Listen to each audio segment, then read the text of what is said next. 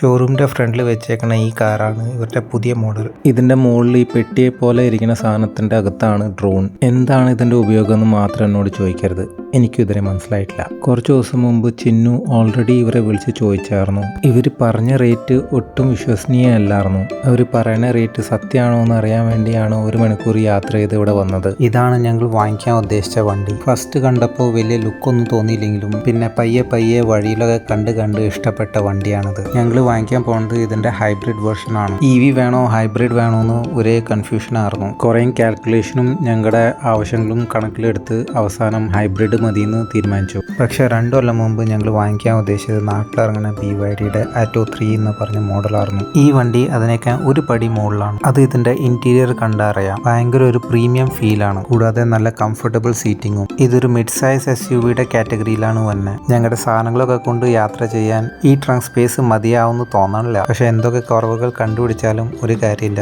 ഇതാണ് BYDയുടെ ഏറ്റവും കൂടുതൽ ചിലവായി പോയ വണ്ടി. കഴിഞ്ഞ കൊല്ലം തന്നെ ഈ വണ്ടിയുടെ 10 ലക്ഷം യൂണിറ്റ് വിറ്റ് കഴിഞ്ഞായിരുന്നു. ചൈനയിൽ BYD കൂടാതെ 100 കൂടുതൽ ബ്രാൻഡുകളുണ്ട്.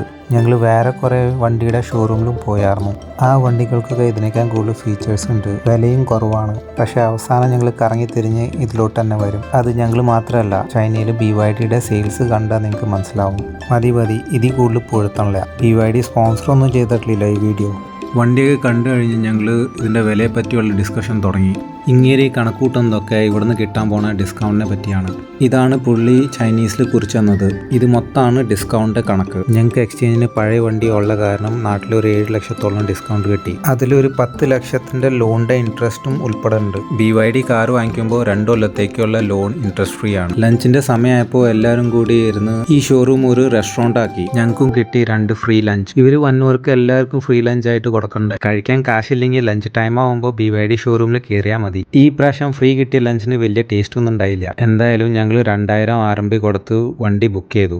ഈ സെയിൽസ്മാൻ ആൾ കൊള്ളാം. അങ്ങേര് ഞങ്ങളെ വിളിച്ചുകൊണ്ട് വന്ന് പറഞ്ഞു ഈ മുട്ട പൊട്ടിച്ചാൽ എന്തെങ്കിലും ഗിഫ്റ്റ് കിട്ടുമെന്ന്. പൊട്ടിച്ച് സാധനം തുറന്നു നോക്കിയപ്പോൾ എല്ലാം ചൈനീസിൽ എഴുതിയേക്കുന്നത്. എനിക്കൊന്നും മനസ്സിലായില്ല. എന്നിട്ട് പുള്ളി പറയാ മുട്ട പൊട്ടികളൊക്കെ വെറുതെ ഷോന് വേണ്ടി ഉള്ള ഗിഫ്റ്റ് എല്ലാം ഓരോന്നായിട്ട് പുള്ളി ഞങ്ങൾക്ക് തന്നു. ഫ്രീ കിട്ടിയതാന്ന് പറഞ്ഞ് ചിന്നുടെ മൂത്ത് എന്താ ഒരു സന്തോഷം. പക്ഷെ അവൾക്കറിയില്ലല്ലോ ഇതിന്റെ കാശൊക്കെ അവർ വണ്ടിയുടെ വിലയിൽ ഉൾപ്പെടുത്തിയിട്ടുണ്ടെന്ന്. 2 ഫ്ലാസ്കും ഒരു ടീപോട്ടും ഒരു ഫാനും പിന്നെ ഒരു സൂട്ട് കേസും എല്ലാം കിട്ടി. ഇതൊക്കെ കിട്ടിക്കഴിഞ്ഞിട്ട് ചിന്നു പറയാ ആ 2000 റീഫണ്ടബിൾ ആണ്, നമുക്ക് ആ കാശ് വാങ്ങിച്ചിട്ട് തിരിച്ചു പോയാലോ. ഇനി അടുത്ത വീഡിയോയിൽ ഇതിന്റെ ഫുൾ റേറ്റിന്റെ ഡീറ്റെയിൽസ് പറയാം.